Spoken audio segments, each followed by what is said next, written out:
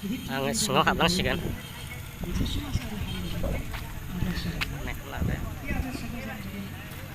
ओरै दङ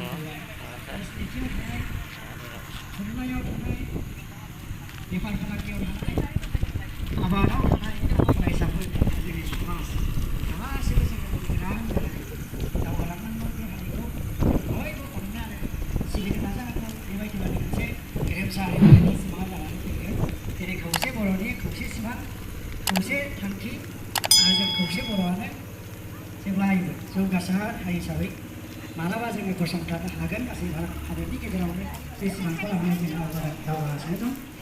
बेखिनिखौनो बुंनानै फैगौ इयुन जोलै हान्जाखौ ड्राग्सनिफ्राय उदां जानो हाथियारनिफ्राय उदां जानो आरो गोग्गो आरो गुन गोनां सोलोंथाइजों जौगालांनायनि मोनसे गोथार मिजिंजों खावलायनानै आंनि बुंनायखौ आं बाहायनो फोजोबबाय। जोबोद जोबोद गोजोनबाय सार। दानिया जोङो बैयाव बड'फानि मुसुखायाव बिबार बावहैसिगोन। बेनिखायनो खुलुमबाय बयखौबो दिनैनि गोदान ब्लगाव नोंथांमोनखौ बरायबावनाय जाबाय। आङो दिनैहाय क'क्राझाराव फैदोंमोन नाथाय आङो मिथियामोन दिनैहाय मुंख्लं सान ना मा सान माने गोसोआव गैयामोन नालाय आं फैनायावहाय नुफैबाय बेयावहाय दिनैहाय मुंख्लं सान डे फालिदों। बिनि थाखायनो आंबो गोसो जानानै सिङाव हाबबाय बे बड'लेण्ड मार्केलासनि सिङाव। आङो बेखौ गासैखौबो नोंथांमोननो देखायजोबगोन नोंथांमोना भिडिअखौ नायलांबाय थाब्लानो जाबाय। आरो आं सिङाव हाबनो थाखाय जुथा खुलायखाबाय नै दा नोंथांमोननो आङो देखायलांजोबसिगोन। सिगाङाव बे दैखौ नायग्रोदो बे राउन्ड बानायना दोननाया बिराद समायना नुयो नै आरो दा आङो सिङाव हाबहैसिगोन। सिङाव हाबनो थाखाय आं जुथा थुदा खुजोबलायखाबाय। खोनासं बारि खनानि मुगासं गहपुर हालामनि जिउ जारिमिनखौ नोंथांमोना थारैनो खोनासं।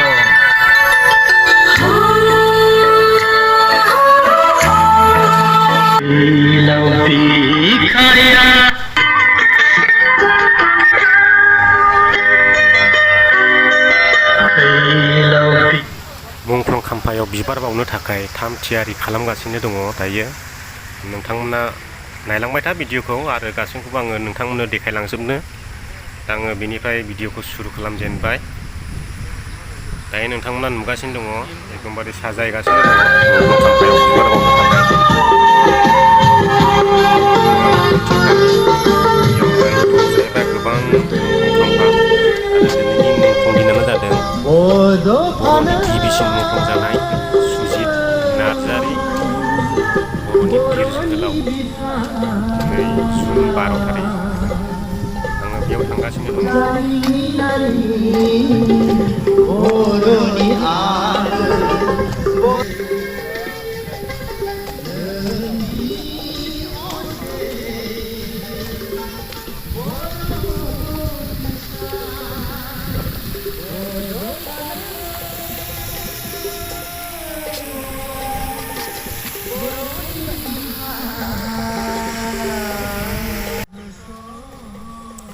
नोंथांमोना नुनो मोनदों गासैबो खाम्फाखौ बिबारजों साजायजोबनाय दायो साजायगासिनो दङ नै बिराद मोजां बिराद समायना नुदों बिबारजों साजायनानै आरो हरैथिंबो दङ। आं नोंथांमोननो गासैखौबो देखायगासिनो दङ। बर'नि गिबिसिन मुंख्लंआ बबेबो 12 थारिख आङो देखायनो थांगासिनो दङ। नोंथांमोना भिडिअखौ जोबजासिम नायलांबाय था आरो भिडिअखौ मोजां मोनोब्ला लाइक होनो दाबाव आरो चेनेलाव गोदान हाबफैदोंब्ला अननानै चेनेलखौ साबस्क्राइब खालामनो दाबाव। नोंथांनो देखायनो थांगासिनो दङ। नोंथांमोना भिडिअखौ साजायनो हाजोबाखै गोबाङैनो दंबावो।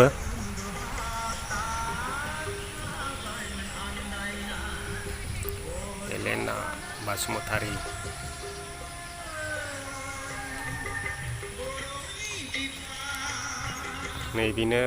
नैबेनो जानो हागौ बर'नि बिर जोहोलाव गिबिसिन मुंख्लं जानाय सुजित नार्जारिनि खाम्फाया बेनो। लोगोफोर नायनानै लाबानो जाबाय जोंनिनो बर'नि मुंख्लं बिर जोहोलाव गिबिसिन मुंख्लं जानाय बिथां सुजित नार्जारि बिथांनिनो मुंख्लं दिन दिनैहाय बिदिनो बेयाव एसे प्रग्राम लानाय जादों मुंख्लंफोरनि खाम्फाखौहाय मान बावनो थाखाय। आं नोंथांमोननो देखायलांगासिनो दं गासैखौबो।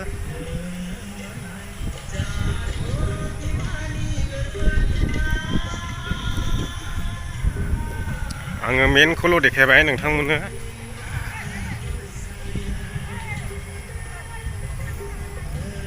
आरो बैथिं दंबावो।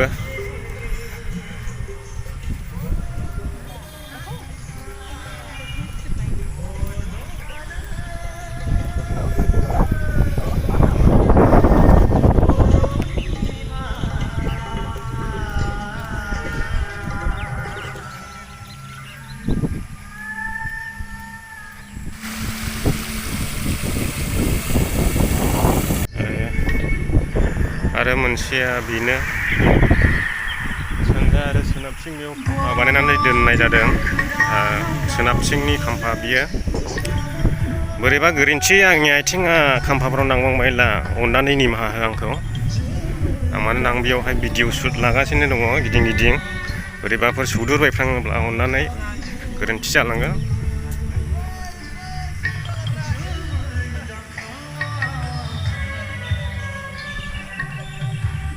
बेखौथ' सिनायै रावबो गैखाया। जोंनि बर'निनो बिफा होननानै मानिनाय जायो उपेन्द्र नाथ ब्रह्म।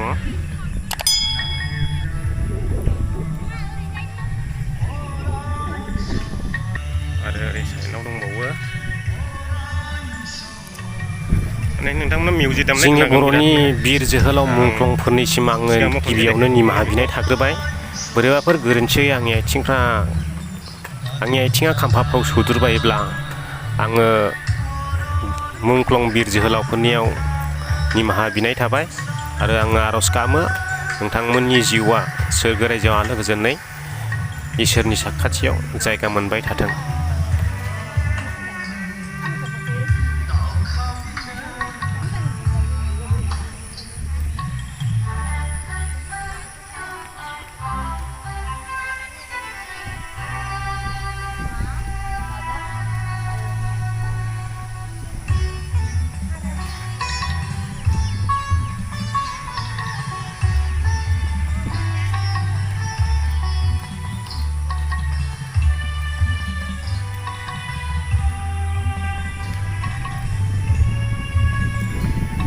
आङो गासैखौबो नोंथांमोननो दायो खाम्फाफोरखौ देखायजोब्बाय।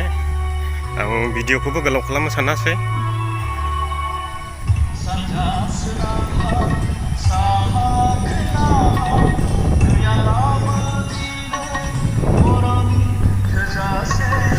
एसेबां समायना बिबार माला गानहोजोबनानै दोनबाय।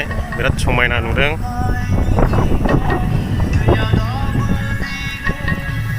मानोना मानसिया फैगासिनो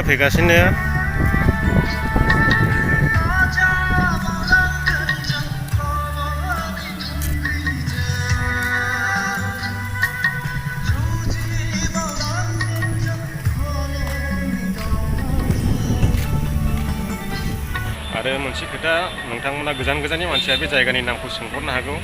बे जायगायानो जादों बड'लेण्ड माथिगासा देबोरगावआनो गोलैयो जानो हागौ। आंथ' एसेबां मोजां मिथिया। माने बे देबोरगाव बाजारनि एसे साहाजों जायो। बेनो आरोना बे क'क्राझार डिस्ट्रिक्टआव गोलैयो देबोरगाव बाजार बड'लेण्ड माथिगासा। दिनैनि भिडिअआ एसेनोसै। नोंथांमोना भिडिअखौ मोजां मोनबायला लाइक होनो दाबाव आरो चेनेलाव गोदानब्ला अननानै चेनेलखौ साबस्क्राइब खालामनो दाबाव। एसेनोसै गोजोननाय थाबाय बयनिसिमबो।